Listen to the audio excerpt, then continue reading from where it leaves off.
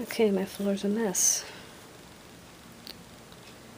It is 3:21 in the afternoon. I had a very violent, explosive meltdown at about 11 in the morning. And I've been in my room ever since.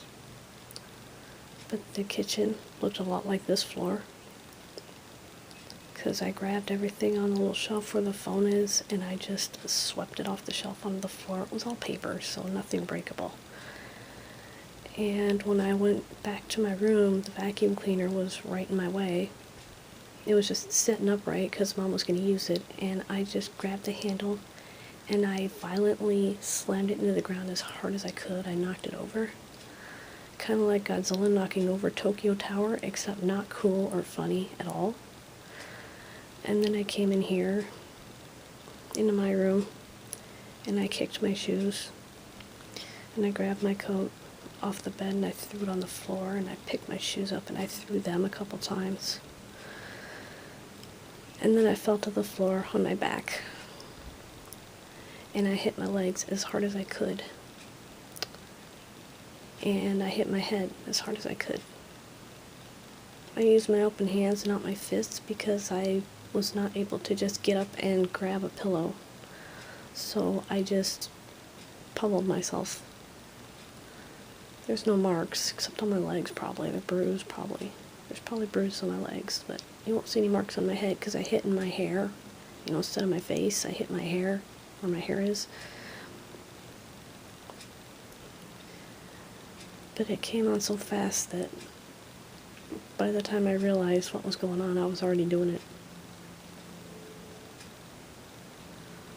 And then I laid on my floor and I cried.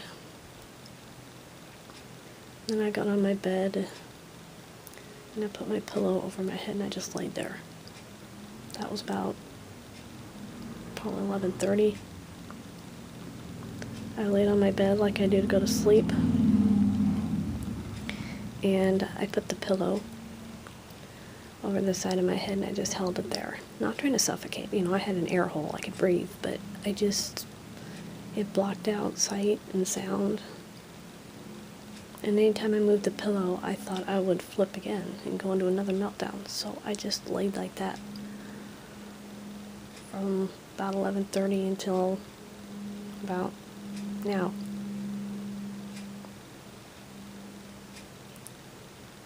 That was the worst meltdown I've ever had. I haven't had one that bad since high school.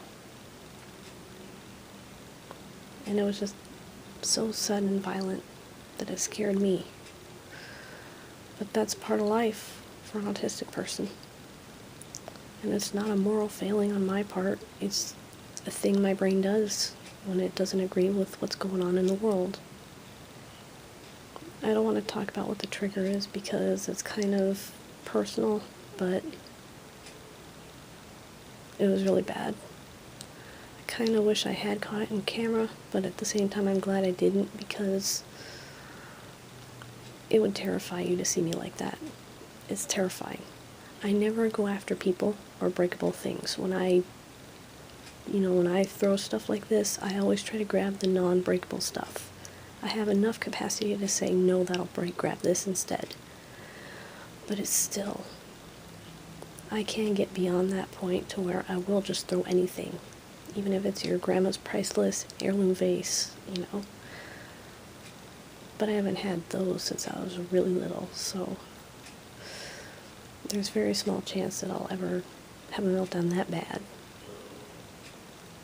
But today was one of my worst ones, and I feel really bad.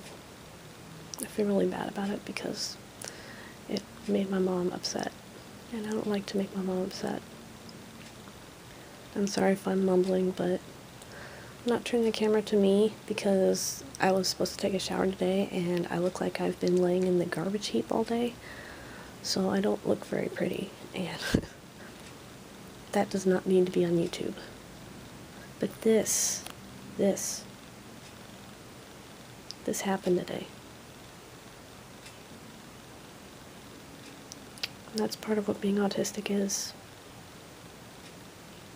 This looks like my mind. I'm going to put it back in order in a few minutes.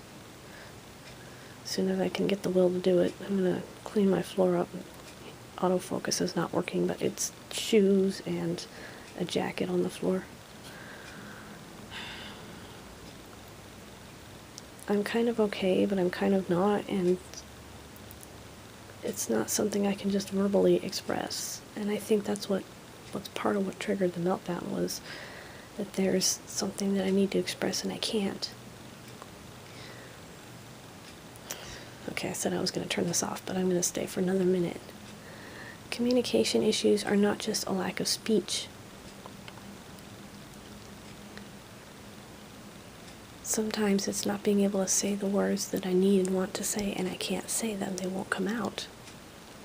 It's like the energy required to say the words exceeds my capacity to actually speak them. If my mouth and my brain were art, you would see a stick figure by my mouth where I talk, and my brain would be the Sistine Chapel in Italy. That's how big the difference is. I can write it out fine, but I can't say it.